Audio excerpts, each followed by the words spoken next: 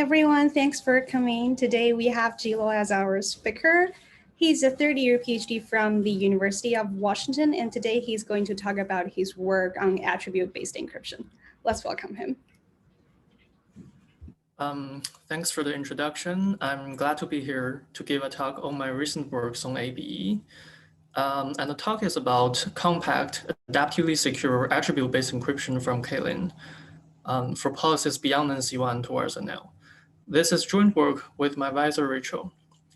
And during the talk, please feel free to interrupt me for questions if there's something unclear. So without further ado, let's get into the topic. Let's first recap the notion of attribute-based encryption. In ABE, there's an authority setting up the system who generates a pair of master keys. Using the master public key, anyone can encrypt any message mu with an attribute X. The authority also issues secret keys to users tied to policies specific for each user. Each policy is represented by a function f. If the policy authorizes the attribute, if f of x is non-zero, then the user can use the key to decrypt the ciphertext and recover the message. And this is equivalent to computing mu times f of x. And in this case, we say the key is authorized. There are some desirable properties of an ABE scheme. We want the ciphertext to be compact. Its length should only grow with the attribute length, and in particular, not the size of the policies. We also want the scheme to be expressive, meaning that the policy f comes from a powerful class of functions. Security of ABE says if a key is unauthorized, meaning that f of x equals 0, then the message mu should be hidden. And this should hold under collusion. The message should remain hidden, even if an adversary gets arbitrarily many keys, as long as each of them is unauthorized. So more formally, we consider IND-CPA security. It's modeled by experiments between a challenger and an adversary. To begin, the challenger sends the adversary the master public key. Next, the adversary can ask for secret keys of its choice. The challenger will generate them for it, and this can repeat as many times as the adversary wants. And then the adversary chooses an attribute X and 2 messages. The challenger encrypts one of the messages with attribute X and sends the ciphertext to the adversary. And then the adversary can query secret keys again. Of course, the adversary cannot ask for authorized keys, and IND-CPA requires that the 2 experiments be indistinguishable.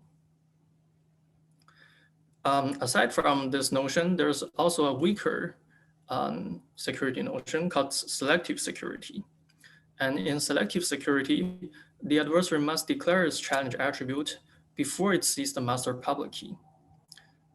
This is quite an artificial restriction, and what we want is the more natural and stronger notion, that is adaptive security. Now, it's very challenging to have all these desired properties. In addition, we want to base our ABE scheme on standard assumptions.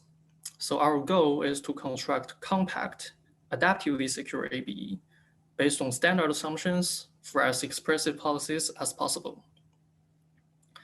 So prior to our work, the maximum class of policies we can support, satisfying all these desiderata, was NC1, and this is due to Kowalczyk and Wee.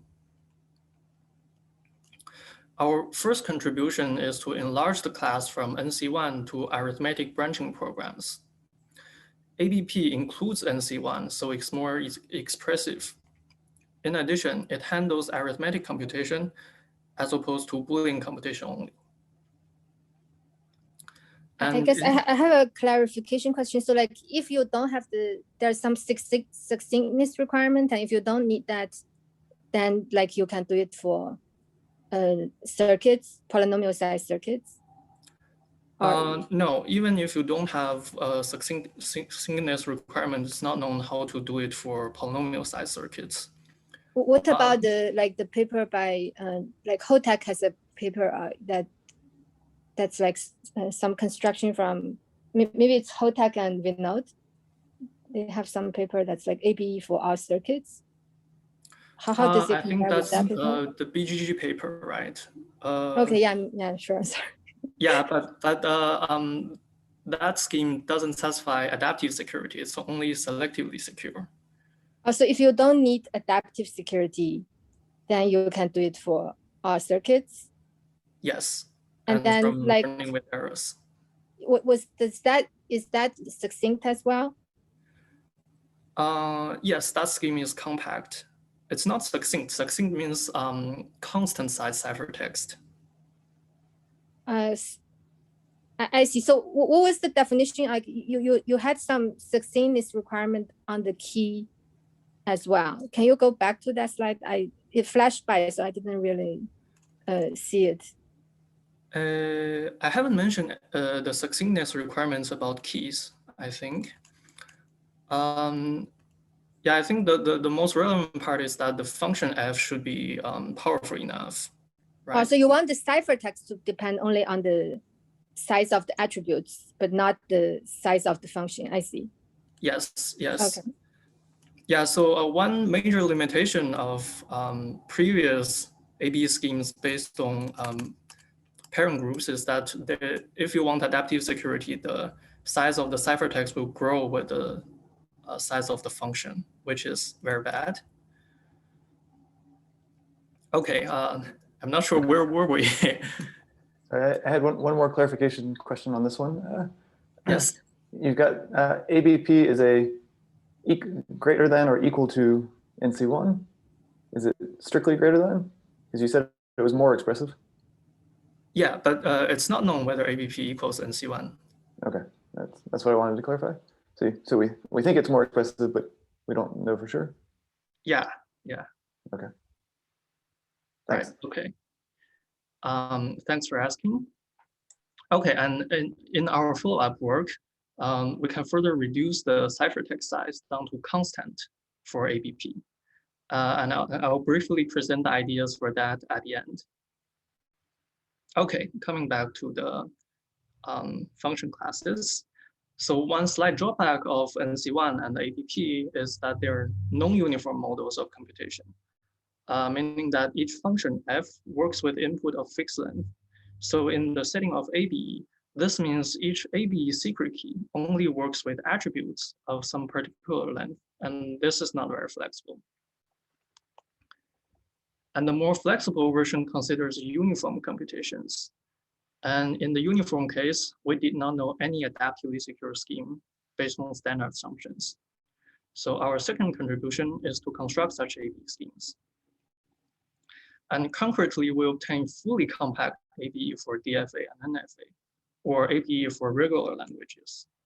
And this is the first ABE for uniform policies with all the desired properties. We also obtain ABE for logspace Turing machines, that is L and NL, with relaxed compactness, and I'll explain this shortly. Now, let me be more specific with the related works in this domain. The ABE in previous works are either not compact or not adaptive, or based on non-standard assumptions, such as Q-type assumptions. And as I said previously, the largest class we can handle with all the desired features was NC1. And in our work, we obtain ABE for ABP, satisfying all the desired items. There's a concurrent work by Gong and Wee, who constructed ABE for Boolean branching programs. And all the three schemes are based on the standard k-linear assumption in parent groups. For the uniform case, let's start with finite automata. We did not know any adaptively secure ABE for finite automata from standard assumptions. And we settled the problem for DFA and NFA in our work. The concurrent work also solves the problem for DFA, but their scheme for NFA is only selectively secure. Now, beyond finite automata, we actually know functional encryption for polynomial time Turing machines, which is a stronger primitive than ABE. However, these constructions rely on the heavy machinery of indistinguishability obfuscation. And in our work, we construct adaptively secure ABE for L and NL with relaxed compactness. So here, the compactness condition is that the ciphertext size grows linearly in the input length and time complexity, but exponentially in space complexity. So the machines should be log space. The secret keys still enjoy full compactness of size linear in the number of states of the machine. And lastly, all our schemes are based on k-linear assumption. How do we construct these ABE schemes? We propose a new general framework which has two ingredients: a computational tool called inner product functional encryption, and an information theoretic tool that we call arithmetic key garbling scheme, which is a special randomized encoding. Using these tools, we can construct ABE schemes. And as an intermediate step, we'll first construct a one key, one ciphertext secure secret key ABE scheme, or one ABE for short. Cool. The rest of the talk will be organized as follows. First, I'll introduce the two tools and how to construct one ABE using them. Next, we'll see why the one ABE is secure. Then I'll discuss how to go from one ABE to full ABE. And this completes our framework for ABE. Then I'll show how to instantiate the framework for arithmetic branching programs. And lastly, I'll briefly talk about how to get ABE for uniform policies, as well as how to achieve succinctness in ABE for ABP. Let's see how we can construct one ABE from these tools. So before I start, let's assume for convenience that the message mu is in the key. This is without loss of generality. As in a secret key scheme, I can put mu into the master secret key and use it as the one-time pad for the actual message. What we want is that when we put together a key and a ciphertext, we can compute a randomized encoding of mu fx and recover this value from it. The randomized encoding should be secure. Since in ABE, we don't try to hide f or x, we only need the randomized encoding to hide mu, except for the computation result mu fx. And put equivalently, it hides mu when f of x equals 0. This is known as a partially hiding garbling, formalized by Kowalczyk and Wee. Moreover, we want the encoding to be simple, so simple that it is linear in X. In this way, we can express the encoding as inner products and hence use inner product functional encryption to compute it. And as I said, we'll call our RE arithmetic key garbling scheme, or AKGS for short. Now let me formally introduce these tools, starting with AKGS. In AKGS, we have a garbler and an evaluator. They both know some arithmetic function f and some public input x. The garbler will first garble f with the message mu to get L1 to Lm, which we call the label functions. In traditional Boolean garbling, they just correspond to pairs of labels, and each function is simply selecting one label depending on one bit of the input. In the arithmetic setting, we require each function to be linear in the input. Also, we allow the number of label functions, which is this m, to depend on the size of the function. Okay, having obtained the label functions, the garbler will encode the input x using those label functions to get little else, which are the actual garbling. And we also call them labels. The evaluator, with the knowledge of f, x, and the labels, can evaluate the garbling to recover mu fx. And we require this procedure to be linear in the labels. Another linearity requirement on the garbling procedure is that the coefficients of the label functions should be linear in the secret mu and the garbling randomness r. Okay, and then we have security requirements. It's captured by a simulation procedure that can simulate the labels using f, public input x, and output mu fx. And again, f and x are not hidden, as it's used by both the evaluator and the simulator. Also, it's worth noting that the linearity requirements are not known for fully hiding randomized encoding, but they are possible when we only require partial hiding. Okay, that's it for AKGS. The other tool is inner product functional encryption, and let's consider a secret key IPFE. With the master secret key, you can generate keys and ciphertexts tied to vectors, and decryption will yield their inner product, but nothing else. We capture the security via function hiding property. It says that keys and ciphertext of a set of vectors should be indistinguishable from those of another set of vectors if the corresponding inner products are the same. Here, vectors in both keys and ciphertext enjoy this secrecy. We'll actually need an adaptively function hiding IPFE, meaning queries to keys and ciphertext can arbitrarily interleave in the security game. The only known function hiding IPFE schemes are implemented using parent groups. So let's take a look. In parent groups, we have two source groups, G1 and G2, and a target group, GT, each generated by little g. And you should think of them as prime order groups.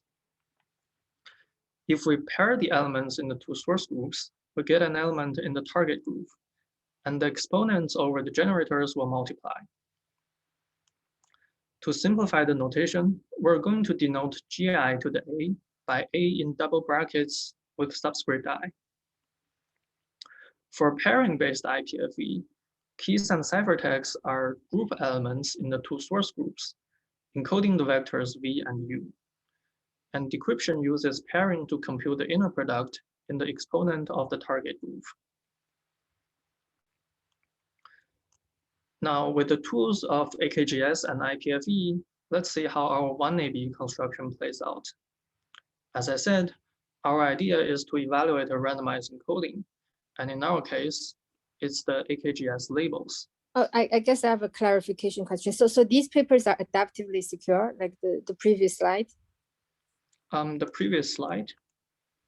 Yeah, you mean so the IPFE ALS. scheme. Yes, ALS is adaptively secure, and the LV paper converts it to a function hiding one. So ALS is not function hiding. ALS is not function hiding. So you cannot use ALS. Right, but you can use the techniques in LV to convert ALS into a function hiding one. And that has adaptive security. Yes. Yeah, I also have a paper on function hiding IPFE, but I guess I forgot. I guess maybe it's not adaptively secure, and the function privacy notion is like weaker. This is like the SSW, and I guess it's in 2009. It's Shen, Shi, and Waters. Okay, I'm not sure whether I am familiar with that. I think probably it doesn't fit your notion because it's like selectively secure, and the function privacy notion I think is a little bit weaker than what you define.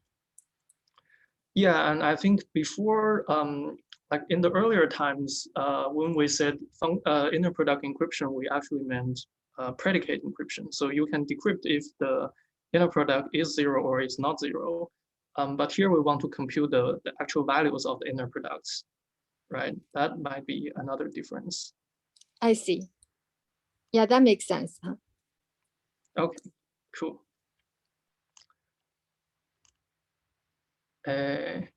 Okay, coming back to the construction. The AKGS labels are the evaluation of label functions, which are linear in X. So they can be written as the inner products between the coefficients of the label functions and the input X. And we'll use IPFE to securely compute these inner products. Now, to create a secret key, I can garble the policy F with the message mu. Then I use IPFE to generate the keys for the label functions, encoding their coefficients. And those IPFE keys will be my ABE key. To create a ciphertext, I generate an IPFE ciphertext encoding X, and that will be my ABE ciphertext. Now, when they're put together, IPFE decryption will give me the labels in the exponent. Although the labels can't be extracted in the clear, by the linearity of evaluation, I can perform evaluation and recover μfx in the exponent. Now, intuitively, this should be secure. The IPFE is function hiding, so only the labels are reviewed. And then by AKGS security, only μfx is reviewed. So when f of x is 0, mu should be hidden. It turns out that this intuition is easy to formalize in the simpler case of selective security. The adaptive setting is much trickier. Let's first consider the simpler case. In the selective setting, the adversary queries the ciphertext before querying the key, and we want to show that mu is hidden. Now, to help with the proof, I'll need an extra dimension in the vectors. It's not used in the real scheme and doesn't affect functionality. Remember that ABE key and ciphertext are just IPFE keys and ciphertext, and their inner products are the labels. In the first step, we can use the function hiding property to hardwire the labels in the secret key. Since the game is selective, I know X when I create the keys. So instead of encoding the label functions, the keys now encode the labels. The ciphertext encodes 1 in the extra dimension to pick up those values. Now that we only directly use labels as opposed to label functions, we can use AKGS security to simulate the labels. And remember that the adversary cannot query a secret key that allows decryption, so f of x equals 0. This means this final hybrid does not contain information about mu, and we're done. Now, what about adaptive security? In particular, we should think of x coming after f. And in this case, our proof fails. When we're generating the keys, we don't know x yet, and consequently, we do not know what values to hardwire. Now, an easy fix is to hardwire all the values into the ciphertext instead. We can further enlarge the dimension, put 1s in the keys at different positions, and put the labels in the ciphertext. However, the fix doesn't come for free. There are so many values to hardwire. And actually, the number of hardwired values will grow with the size of the policy f. Oops. Okay. And this will make the scheme non-compact. In order to solve this problem, our idea is to look for some special structure of the simulator, which could enable a cleverer proof strategy. Now, it turns out that in many cases, AKGS labels follow a simple distribution. They're just random, subject to evaluation correctness, which is a linear constraint over the labels. And this motivates the following simulation strategy. The simulator can first draw n-1 random numbers as the other labels. Then it solves the correctness equation to find the L1 that makes the evaluation appear correct. The good thing about the first step is that it doesn't depend on x. And as for the second step, only one label, namely the first, depends on x. With the special simulation structure, let's come back to the selective simulation and see how it can be modified for adaptive security. We can simulate L2 to Lm as random. Then we solve the correctness equation for L1. But still, the problem is that we don't know x at the time we need to generate L1. But this is just one label. So instead of putting it in the key, we can put it in the ciphertext. And this does not kill compactness. We'll use another slot dedicated to L1 for this purpose. And now we can see the simulation strategy is well defined. Our goal is thus to prove simulation is indistinguishable from real execution. Let's now compare the real world and the simulation. In real world, we compute honestly generated labels, and in simulation, we compute simulated labels. The simulation hides mu because the correctness equation doesn't depend on mu. Moreover, the two views seem to give identically distributed labels. Since the labels are the inner products, this means the distribution of the inner products are identical. Since the inner products are computed using a function hiding IPFE, we might hope that IPFE security guarantees that the two worlds are indistinguishable. However, there's a gap between this intuition and the proof. Because in order to use function hiding, the inner products must be identical, and having identical distributions is not sufficient. Unfortunately, we can bridge this gap by relying on an additional property. The requirement is that each label, except for the first one, must be random, even given the subsequent label functions. And by label functions, we mean their coefficients. This is called the marginal randomness property. And still, the first label should be uniquely determined by the correctness equation. And we'll refer to the procedure of solving L1 from F, X, and the other labels as RC, reverse computation. And these two properties together are what we call piecewise security. And trust me for the moment that piecewise secure garbling exists for ABP and logspace computations. But we'll come back to this point later. Now, with piecewise security, let's prove adaptive security of one ABE. We focus on the case where F comes before X, and we need 3 extra slots to do this. Recall that we need to move to the hybrid of simulation, where all the labels except for the first one are random, and the first label is reversely computed. In the first step, we again use function hiding to move the first label into the ciphertext. And at this point, the first label is still computed using its label function, but it's equivalent to use the reverse computation procedure.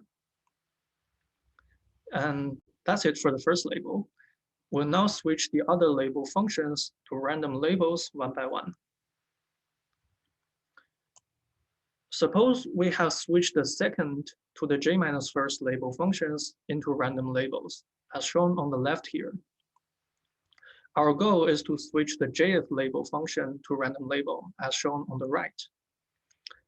To do this, we first use function hiding to temporarily hardwire the jth label Lj into the ciphertext. Let's take a closer look at what's happening in this hybrid. The second to the j-first labels are sampled as random and in the secret keys. The jth label is computed using its label function and in the ciphertext. The j plus first to the last label functions are still encoded in the keys, and the first label is reversely computed. Now we can apply the marginal randomness property to switch the jth label into random. And once the jth label becomes random, it no longer depends on X. So we can use function hiding to put it back to the secret key. And this completes the transition. Note that we only need 3 extra slots in the proof, so our scheme is compact.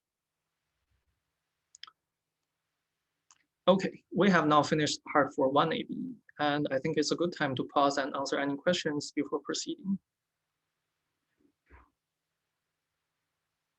No questions? Okay. Cool.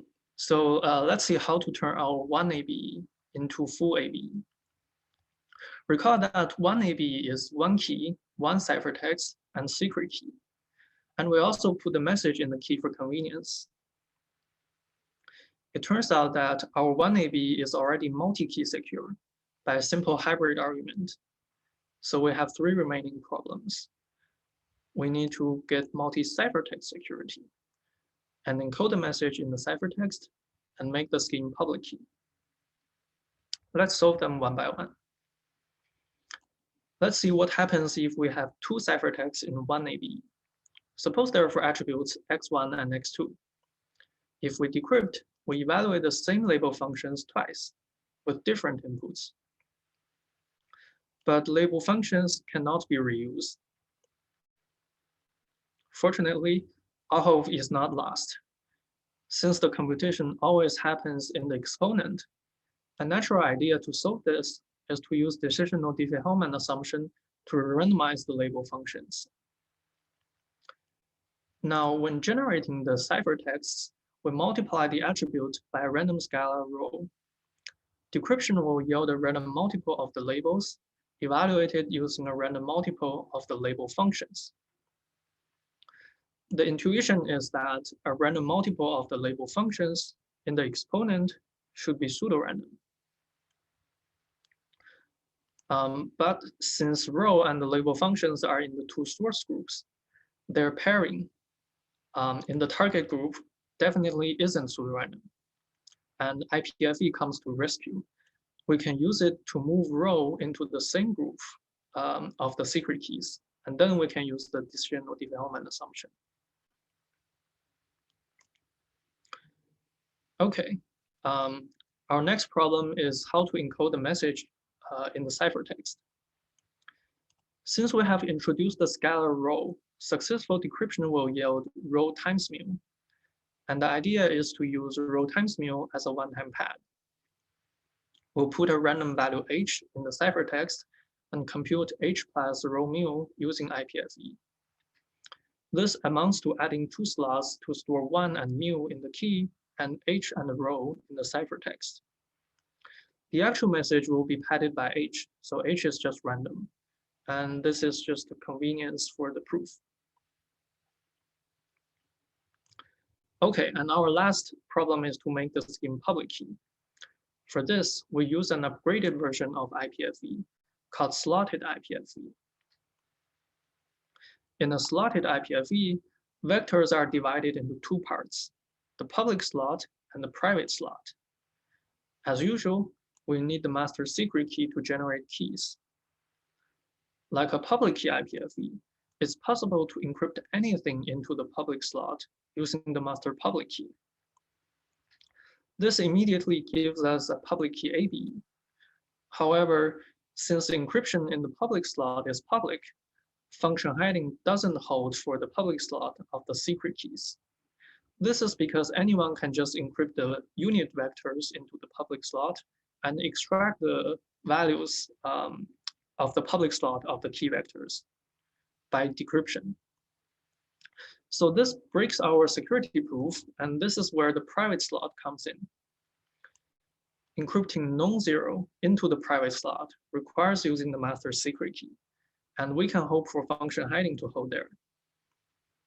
In fact, we'll require the best possible security, hiding everything except the inner products and the public part of the key vectors. The honest algorithm will only use the public slot, and in the security proof, we switch to using the private slot, where the proof of one ABE can be carried out. Okay, we have now completed our framework, and let's see how we can instantiate it for arithmetic branching programs. I guess I have a question. So like, let's say if I don't care about adaptive security, like, is there anything that can be simplified from your scheme? And like let's say for the selective scheme, do you still improve like the state of the art? Not in this work. So for selectively secure scheme, it's I think it's been known for like a decade how to do it with compactness. So you mean that paper by, was it BVW? That gives the result. I think even earlier than that, I think one of the papers by Alison Liuku. So I think that the acronym is LOTSW. I see. I mean, one thing that seems nice is like you are building it from like some nice abstractions, like it's modular. So, but I wonder, like, if you don't need adaptive security, Like, is there anything that can be simplified from your construction, or it would still be the same construction? And if the underlying primitives are adaptive, you get adaptive security, and otherwise, if the underlying primitives are selective, you get selective security. So the adaptive security comes from two aspects. One is that you have to use adaptively secure ABE. The other is that you have to have this piecewise security. So if you don't want adaptive security, you can use, I think, any secret sharing. So AKGS is a kind of secret sharing. It's just more specific. And you can use selectively secure ABE, which in retrospect is what those bilinear map papers were doing. I see. That makes sense, yeah. Okay, any more questions? No, okay, let's come to the instantiation part. Here we'll use the matrix definition of ABP. So an ABP is defined by a matrix M that looks like this.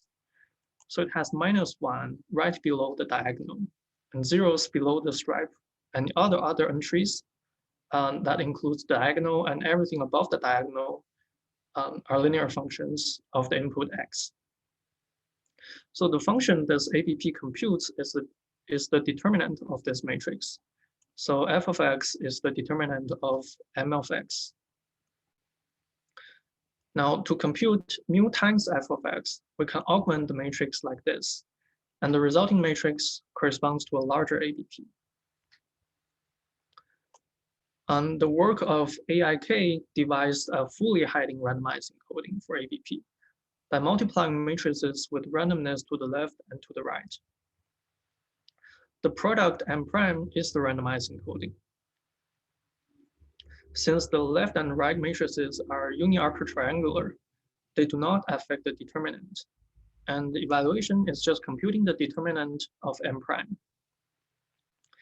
As I said, this is a fully hiding randomized encoding, so it has both x and mu. However, the evaluation is nonlinear in the encoding. In fact, it's as complex as the original function f. Ishai and Wee weakened the scheme to be a partially hiding one by removing the left matrix. This will no longer hide x, but still hides mu. Again, the determinant of M prime will be mu times f of x, but this time it's linear in the encoding. Now to see this, let's take a closer look at the matrix M prime. The matrix M prime will be identical to the ABP matrix, except in the last column. As such, those columns are known given f and x, and do not contribute to the algebraic degree of the evaluation. The last column will be the encoding, and the determinant is linear in each column, so evaluation is linear in the encoding. Now let's get the clutter away and focus on the relation between the randomness and the encoding, or as we call them, the labels. We can verify that the marginal randomness property holds. Let's take L2, for example. By definition, L2 is minus R1 plus some other terms. Now, if we look at L3 to Lm, they simply don't contain R1. This means, even given the coefficients of L3 to Lm, the label L2 is uniformly random, thanks to R1. Generally, the label Lj is uniformly random given the coefficients of subsequent label functions, because it has minus Rj minus 1, which does not appear in subsequent label functions. And also trust me that L1 is uniquely determined by f, x, and the other labels. And this actually boils down to solving a linear equation. This means the Garbling scheme for ABP is actually piecewise secure, and we can instantiate our framework with it. Let me summarize what we have done so far. Using function hiding IPFE, we can construct one ABE from AKGS with piecewise security. Using slotted IPFE, we can upgrade one ABE to full ABE. So with piecewise secure AKGS for ABP, we get ABE for ABP. Next, we're going to see how to construct ABE for uniform policies using our framework. And for concreteness, we'll demonstrate the idea using DFA. Any questions so far? Okay. So the high-level idea of the framework stays the same. That is, we have IPFE keys and ciphertexts as ABE keys and ciphertexts. And IPFE decryption will give us labels from which we can recover the message if the key is authorized. Recall that the unique feature of ABE for uniform policies is that each key works with attributes of any length. It turns out that this is precisely the challenge for ABE for uniform policies. To put it into context, let's review some basics of DFA. For simplicity, we consider DFA over binary alphabet. We have a state set. Suppose there are Q states. We denote them by 1, 2, 2Q. The initial state is always state 1. And there's an accepting state, Q star. In general, there might be many, but we'll stick with one accepting state here. And lastly, there's a transition function, delta, specifying the next state, given the current state and the symbol being read. For example, the DFA on the slides is represented by a graph. To compute a DFA on a string, we start with the initial state 1, walk along the edges according to the bits in the string, and see if we land at the accepting state after all bits are read. Okay, I see there's a message in the chat. Okay. Alternatively, the computation of DFA can be represented by a layered branching program. And here each layer has Q states. The layer 1 is the initial layer, and the layer n+1 is the last layer, where n is the length of the input. And layer J represents the state of the DFA before reading the jth bit. The transition function defines the edges between the layers. To go from layer J to layer J+1, we advance along either the edges corresponding to the bit 0 or the edges corresponding to the bit 1. Moreover, since the transition function stays the same for each step, the edges also stays the same for each pair of adjacent layers. We can also define two matrices, M0 and M1, to represent the edges for bit 0 and bit 1. Now, to compute the DFA, we start with the state vector E1 transpose. Then we multiply it with MX1, MX2, all the way to MXN. In each step, we choose the matrix depending on the current bit, and the result will be the state vector after reading this bit. When we finish the transitions, we multiply EQ star to test whether we land in the state Q star. In order to apply our framework, we need to garble the DFA computation. That is mu times E1 transpose, MX1, MXN times EQ star. And this is a chain of matrix multiplication. The basic rule for garbling matrix multiplication is this formula. To garble mu times A transpose times B, we add a random term to mu times B, which is the term in the second green box. And if we multiply A transpose with it, we get the desired value minus A transpose times R. And this is the first green box, so we can cancel it during evaluation. The two terms in the green boxes will be the randomized encoding, and they will only reveal the product mu times A transpose B. Now, if we have more than two factors, we can recursively apply this rule on A transpose R. So let's garble a DFA with input length 1, which consists of three factors, E1 transpose, MX1, and EQ star. In the first step, we regard EQ star as B and apply the basic rule. This will give us this formula. And the randomness is named R1 for a reason that will be soon clear. Now we need to apply the basic rule again, but this time we regard mx1 r1 as b. This will give us the following formula, and we're now done with the basic rules. We can now define the terms in green as the labels. That is E1 transpose R0 minus R0 plus mx1 R1 and minus R1 plus mu EQ star. And now we can rewrite the expression using the labels. And this completes the simple example. For the general case, where the input length is n instead of 1, we have L0 and Ln plus 1, corresponding to L0 and L2 in the simple example. The L1 in the simple example will repeat as many times as the input length, and the evaluation can be derived similarly. And please trust me on this expression. So before we proceed, I want to highlight an important feature of this Garbling scheme. The size of each group of labels is Q, depending on the size of the DFA.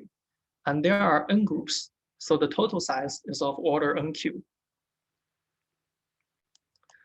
Now let's try plugging the Garbling into our framework.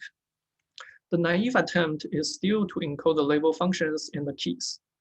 And as I just mentioned, there are n times q of them. However, we do not know the input length n at key generation time. If we fix some n, the key will not be able to handle input longer than the fixed value, hence violates the flexibility requirement.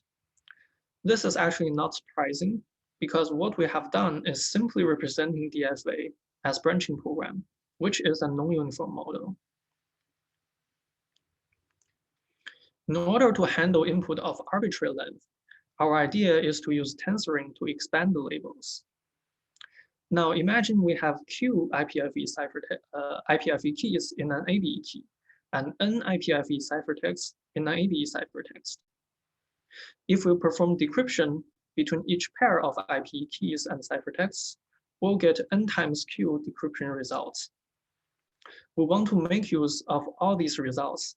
Namely, we want all of them to be labels. So our idea is to let the key and ciphertext jointly generate the labels. Also, note that the amount of randomness required for the Garbling is of order nq. And since the total size of keys and ciphertext is only n plus q, we must use pseudo-randomness for Garbling.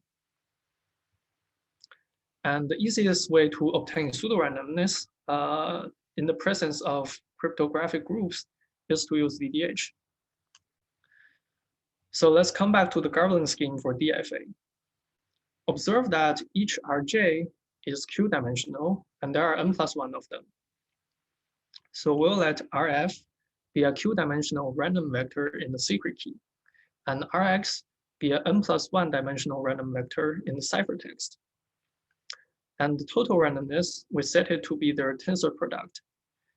In particular, each Rj is a multiple of Rf, and the multiplier comes from an entry in Rx. Now, getting back to the tensoring idea, we'll encode the DFA and Rf in the secret key, which are known or sampled at key generation time. In the ciphertext, we encode Ix and Rx. The vectors in the IPFE keys and ciphertext are set appropriately so that their inner products, that is the IPFE decryption results, are the labels, with the randomness being Rx tensor Rf. Intuitively, since the computation only happens in the exponent, the DDH assumption says Rx tensor Rf is pseudo-random, so the scheme should be secure. The actual proof has to take care of many details, for which I refer you to the paper. And that's it for ABE for DFA. Any questions?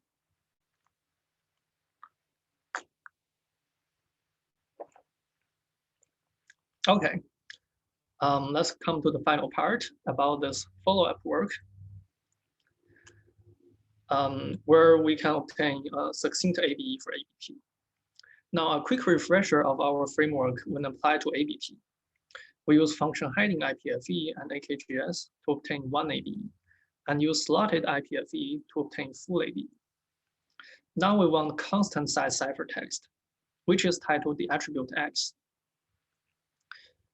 It turns out that the major block to succinctness is this function hiding property. In a function hiding IPFE, keys and ciphertext must encode and hide the vectors, so they can never be constant size.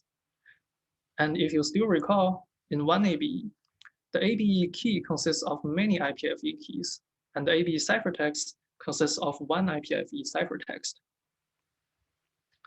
The IPFE ciphertext is simply encrypting the attribute X, but it's not really secret, and we don't need X to be hidden in the IPFE ciphertext. On the other hand, we must protect the label functions in the keys, because they contain Garbling randomness, which must be hidden for Garbling security to hold. Let's see what happens if we use IPFE without function hiding. In fact, we can just use a public key IPFE. Note that I also switched the components tied to F and X. Because X doesn't need to be hidden, we encode it in IPFE key. And we encrypt the label functions in IPFE ciphertext, which provides some protection. The good news is that keys of public key IPFE can be succinct, and this eventually leads to succinctness of ABE. The bad news is that our proof breaks. We used to use function hiding to hardwire the labels and move things around, but we don't have such luxury now. Fortunately, a broken proof does not imply a broken scheme. Even though function hiding doesn't hold, there's no apparent way to attack this scheme. In fact, there's a clever security proof replacing function hiding by another security notion. So the overall idea of the proof is very similar. We'll switch the label functions to random labels one by one, hardwiring values along the way. But instead of relying on function hiding, we use simulation security to do hardwiring. To make the formalism go through, we need a new notion of simulation security, which is the major contribution of the follow-up work. And I won't go into the details. Please refer to the paper for that. The last piece of modification is to replace slotted IPFE, which is also related to function hiding. In fact, it can be replaced by dual system encryption, which is a well-known technique in the literature of ABE. But we also won't go into that. And with that, I'll conclude my talk. And I'm happy to take any questions.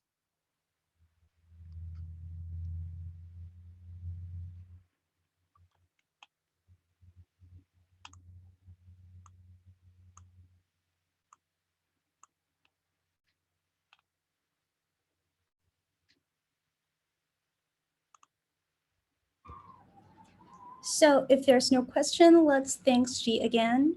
I was going to ask briefly, so what's the next dimension that you're going to work on? Is it increasing expressivity further? Currently, I'm working on improving the efficiency of ABE. Okay. Cool. Thanks. It was an interesting work. Thanks.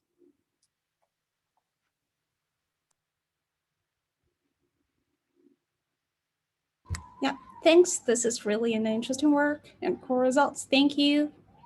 Thank you.